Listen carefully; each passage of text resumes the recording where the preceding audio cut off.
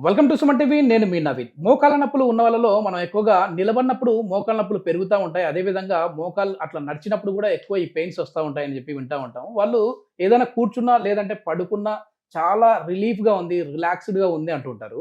అసలు ఈ మోకాళ్ళ నొప్పులు రావడానికి కారణం ఏంటి? అదేవిధంగా ఈ కూర్చున్నప్పుడు, నిలబడినప్పుడు కొంచెం రిలాక్స్ అవ్వడానికి రీజన్ ఏంటి అనేది తెలుసుకుందాం. ప్రస్తుతం మనతో celebrity homeopathy expert doctor Chetan Raju garu ఉన్నారు. హాయ్ సార్, నమస్తే అండి. నమస్తే సార్. సార్, ఎవరైనా మోకాళ్ళ నొప్పులు ఉన్న వాళ్ళని మనం చూస్తే కూర్చున్నప్పుడు హ్యాపీగా రిలాక్స్‌డ్‌గా కనపడతా ఉంటారు. కొంచెం ఒక్కసారి అట్లా లేసి నిలబడు, లేదంటే కొంచెం నడుచు అంటే, అమ్మా! నా వల్ల కాదని అంటా ఉంటారు.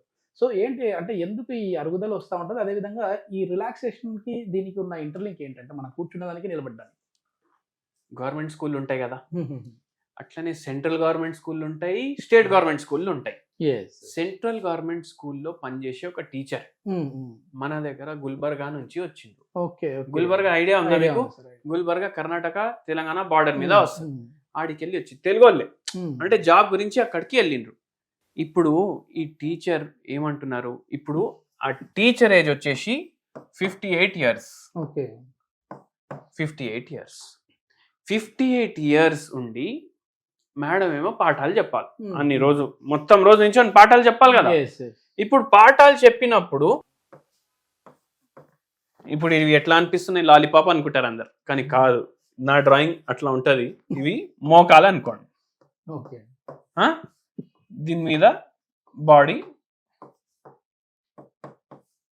మొత్తం బాడీ ఉంటది. ఓకే. హ్మ్. ఇప్పుడు రోజుకి 6 గంటలు నిల్చొని పాఠాలు చెప్తున్నారు ఈ మేడం. ఓకే. అవునా కదా? యెస్. ఇప్పుడు ఏంది అనేది నేను మీకు చూపిస్తా. ఆ చైర్ తీసుకోండి సార్. ఓకే. ప్రాక్టికల్‌గా చేద్దాం. ప్రాక్టికల్ నవీన్ అంటే ప్రాక్టికల్, ప్రాక్టికల్ అంటే నవీన్ మీరు చెప్తారు కదా. యెస్. యెస్. ఇప్పుడు నేను మీ అందరికి ఒక ప్రశ్న అడుగుతా, హుహు. సమాధానం మీరు కూడా ఇచ్చే అవసరం లేదు. ఓకే. మీరు అందరు ఆలోచించండి. మగవాళ్లకు ఎక్కువ మోకాలు నొప్పులు ఉంటాయా, ఆడవాళ్లకు ఎక్కువ మోకాలు నొప్పులు ఉంటాయా? ఆలోచించిండ్రా? మీ అందరికి ఆన్సర్ వచ్చిందా? ఇప్పుడు ఆలోచించండి. ఆడవాళ్లకు ఎక్కువ స్ట్రెస్ ఉంటుందా, మగవాళ్ళకు ఎక్కువ స్ట్రెస్ ఉంటుందా? హ్మ్. మీరు ఆలోచించండి. అయితే ఏమైతుంది, ఈ టీచర్ది కూడా మీరు చూడండి. 6 గంటలు పాఠాలు చెప్పాలి, ఇంటికి వచ్చి వండాలి, పిల్లల్ని చూసుకోవాలి, మళ్ళీ వాళ్ళకి పాఠాలు చెప్పాలి. అవును. అవునా కాదా? మళ్ళా మార్నింగ్ లేచి మళ్ళీ టిఫిన్లు ప్యాక్ చేయాలి, అన్ని ఈ పనులు ఉంటాయి. హుహు. అంటే 24/7 డ్యూటీ. ఏం యెస్. చెప్తున్నారు? పడుకునేటప్పుడు కూడా నేను ఆలోచిస్తా, రేపు ఏమి వండాలి, హ్మ్. ఇది వండితే ఈయన తింటారా, ఇది వండితే పిల్లలు తింటారా, మళ్ళీ పిల్లలకి సపరేట్ వండాలి, మా ఆయనకు సపరేట్ వండాలనా, ఇవన్నీ అడుగుతున్నారు. హ్మ్. మళ్ళా దానిపైన ఇంకోటి చెప్తాను నేను. ఇప్పుడు స్ట్రెస్ ఉంటే మనిషి ఏం చేస్తాడు?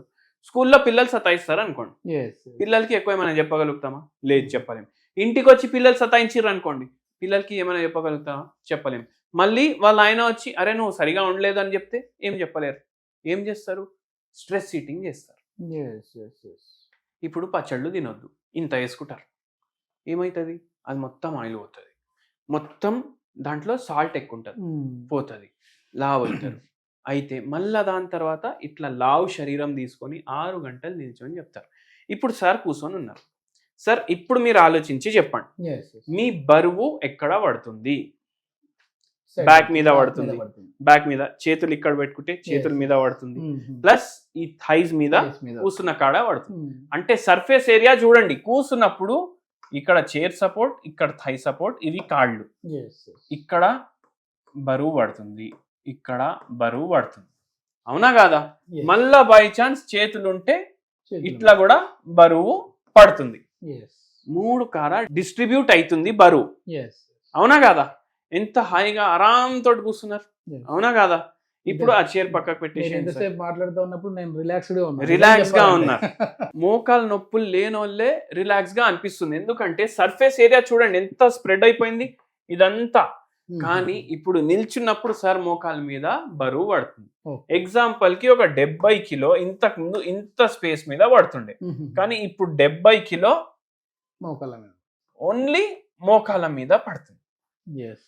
అటువంటప్పుడు ఏమవుతుంది? స్ట్రెస్ ఫ్యాక్టర్స్, మొత్తం రోజు నిల్చొని చేయడం, క్లాసులు చెప్పడం, దాంతో ఏమవుతుందంటే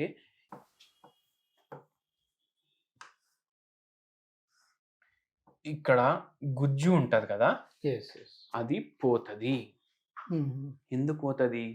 ఇప్పుడు భగవంతుడు ఇచ్చింది మనకు మోకాలు, Yes. అవునా కాదా? హ్మ్. దానికి ఒక లిమిటేషన్ ఇచ్చిండ్రు. కానీ మనం ఆ లిమిటేషన్స్ని దాటుతున్నాం.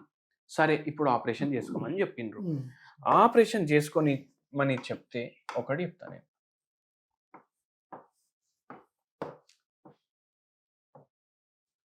ఇదంతా ఖరాబ్ అయింది. ఈ గ్యాప్ కూడా తగ్గిపోయింది. ఇది ఇట్లా అయిపోయింది అనుకోండి. రెండు రాసుకుంటూ ఉన్నాయి. ఇప్పుడు ఆపరేషన్ చేయించుకోమంటారు. ఇప్పుడు మొత్తం జీవితంలో మనిషి, మనం అందరం మిడిల్ క్లాసే కదా, మొత్తం జీవితంలో ఏం ఆలోచిస్తాడు మనిషి? ఆ దేశానికి పోదాం, తిరుగుదాం, ఆ గుళ్ళకు పోదాం, గోపురాలకు చూద్దాం, ఇవన్నీ ఆలోచిస్తాడు కదా. ఎప్పుడు చేయాలని ఆలోచిస్తాడు? ప్రశాంతంగా ఉన్నప్పుడు, రిటైర్మెంట్ టైంలో పిల్లలు పెళ్లిళ్ళు అయిపోతాయి, వాళ్ళు సెట్ అయిపోతారు, అప్పుడు మనం తిరుగుదాం అనేసి అనుకుంటాడు. కానీ అప్పటికే మోకాలు ఇవి అరిగిపోయినాయి సరే, ఇవి అరిగిపోయినాయి సరే, ఇప్పుడు మోకాల ఆపరేషన్ చేయించుకున్నారు అనుకోండి. మోకాల ఆపరేషన్ చేయించుకుంటే గుళ్ళకు పోతే కింద కూర్చొనికి రాదు. ఓకే ఓకే, గుళ్ళకు పోతే కిందికి కూర్చొనికి రాదు. అనామత్గా చూసుకోవాలి, దాన్ని జాగ్రత్తగా చూసుకోవాలి. కింద కూర్చొనికి రాదు. సరే ఫారెన్ టూర్ కు పోదాం, అవి 7 వండర్స్ ఆఫ్ ద వరల్డ్ చూద్దాం, ఈజిప్ట్ పోయి పిరమిడ్లు చూద్దాం అని అంటాడు tour guide. Sir you have to walk for 3 kilometres. అరే మోకాలు నొప్పులు పోయినాయి, కానీ మోకాలు దేవుడు ఇచ్చినవి లేవు, ఇప్పుడు మనిషి తయారు చేసి వేసినవి ఉన్నాయి. నేనంతా నడవలేను అనేసి వస్తుందా లేదా థాట్? సరే పోనీ నేను ఇంట్లోనే ఉంటాను, మీరు పోయి తిరిగి రండి ఫ్యామిలీ టూర్. ఫ్యామిలీలో అమ్మనే లేకపోతే ఫ్యామిలీ కంప్లీట్ అవుతుందా చెప్పండి మీరు? అవునా కాదా? మళ్ళీ ఎట్లా? అందుకే హోమియోపతి మందులు వాడండి. ఓకే, అంటే ఆపరేషన్ అవసరం లేదా హోమియోపతి? ఈ మోకాళ్ళ నొప్పులు వచ్చినా, మోకాళ్ళ గుజ్జు అరిగిపోయినా, మోకాళ్ళు అరిగిపోయినా ఆపరేషన్ అవసరం లేకుండా మెడిసిన్స్ ఉంటాయి. మెడిసిన్స్ తోటి తగ్గుతుంది. అట్లా ఉంటది హోమియోపతి. ఈ పేషెంట్ కే తగ్గింది. గుజ్జు పెరిగే విధంగా ఉంటుందా లేకుంటే నొప్పులు తగ్గుతాయి? ఎట్లా ఉంటుంది సార్ ఇది అసలు? నొప్పులు కూడా తగ్గుతాయి, భగవంతుడి దయతోటి గుజ్జు కూడా పెరుగుతుంది. ఓకే ఓకే, అట్లా. అండ్ హోమియోపతికి సైడ్ ఎఫెక్ట్ ఉండదు. ఈ పేషెంట్ కి కూడా తగ్గింది, మీకు కూడా చెప్తున్నాను నేను. ఓకే, ఇప్పుడు నేను ఇంకోటి చెప్తా మీకు. మోకాల నొప్పులు కొంచెం రిలీఫ్ కోసం మంచి హోమ్ రెమెడీ ఏంటంటే, మీరు ఆవాల నూనె తీసుకోండి. ఆవాల నూనె 200 ml. ఆవాల నూనె 200 ml తీసుకోండి. దీంట్లో మీరు ఒక చెంచా 1 టేబుల్ స్పూన్ భీమసేని కర్పూరం కలపండి.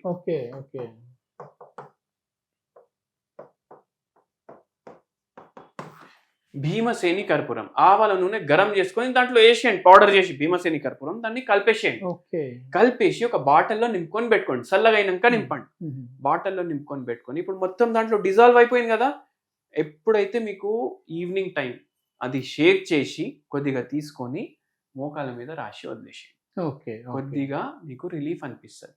భీమసేని కర్పూరమే వాడండి. ఏ కర్పూరం అంటే ఆ కర్పూరం వాడకండి, భీమసేని కర్పూరం వాడండి. ఆవాల నూనెలో కలిపేసి పెట్టుకోండి, మీకు మోకాల నొప్పుల్లో కొద్దిగా మార్పు కనిపిస్తుంది. అట్లా. ఓకే, ఇది మొత్తానికి ఏంటంటే ఎక్కువ మన బాడీ వెయిట్ మొత్తం కూడా మోకాల మీద పడుతుంది కాబట్టి ఎక్కువ నిలబడడం కానీ నడవడం కానీ చేస్తే ఆ మోకాల నొప్పులు ఉన్న వాళ్ళలో ఇంకా నొప్పులు పెరిగే విధంగా ఉంటుంది. కానీ ఇట్లా కాకుండా సర్జరీ వరకు వెళ్ళాల్సిన నీ కూడా, అంటే మోకాలు కూడా హోమియోపతి మెడిసిన్స్తో మనం క్యూర్ చేసుకోవచ్చు, ఆ నొప్పుల్ని తగ్గించుకోవచ్చు అని చెప్పేసి celebrity homeopathy expert doctor Chetan Raju garu చెప్తున్నారు.